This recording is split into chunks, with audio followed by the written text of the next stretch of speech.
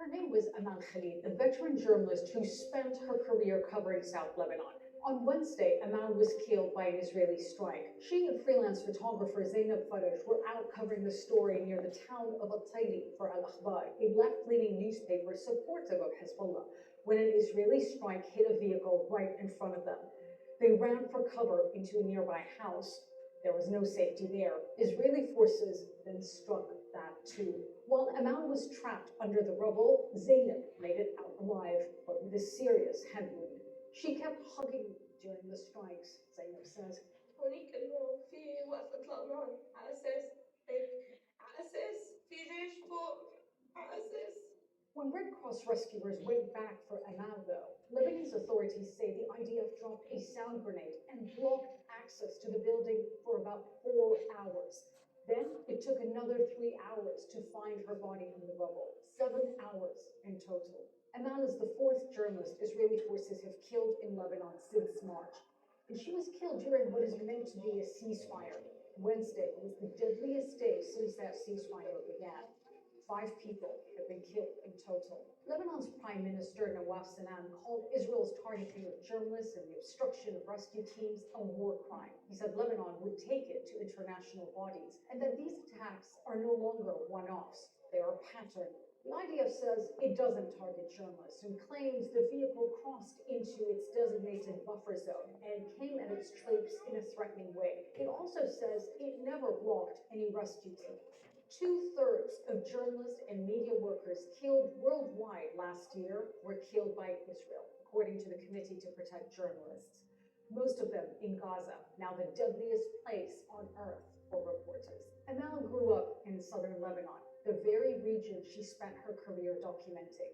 She said her mission was simple: to show the world that Israeli strikes were not just hitting military targets, but homes, farms, and children.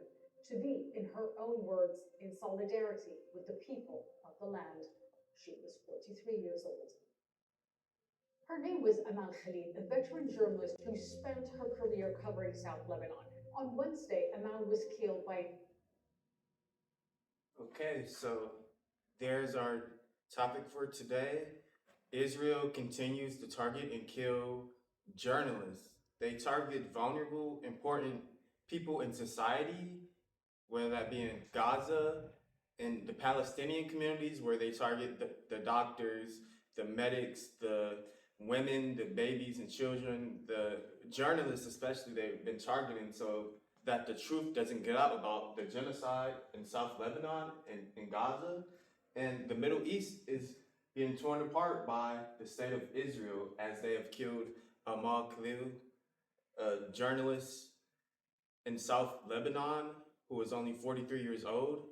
She was killed after covering an incident where the Israel attacked another vehicle and they were investigating that vehicle in question. So let's get into the article I wrote about this sad tragedy.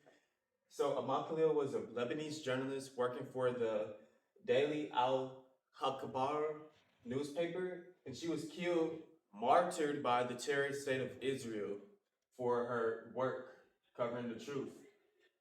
So Al Jazeera reports, quote, that the Lebanese president, Prime Minister Nawaf Salam has accused Israel of crimes against humanity for killing journalist Amal Khalil and wounding her colleague Zeinab Faraj in an airstrike in the village of al-Tayri in southern Lebanon.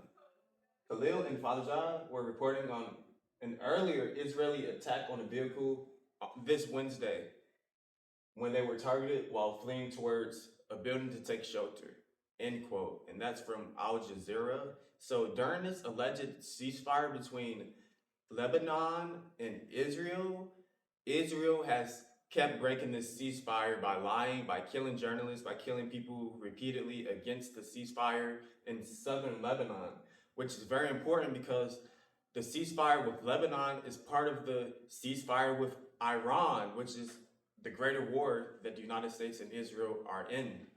So these are war crimes. These are crimes against humanity. Another Nuremberg trials at The Hague should be held against Netanyahu, against Donald Trump, against the Zionists. against the Israel apartheid state. As the world is distracted by all these economic crises, these wars, these different topics with AI takeover, artificial intelligence taking over jobs and workspaces and culture as a whole, how will the world focus and realize that there's a genocide in Lebanon? How will the world realize that Israel keeps killing journalists?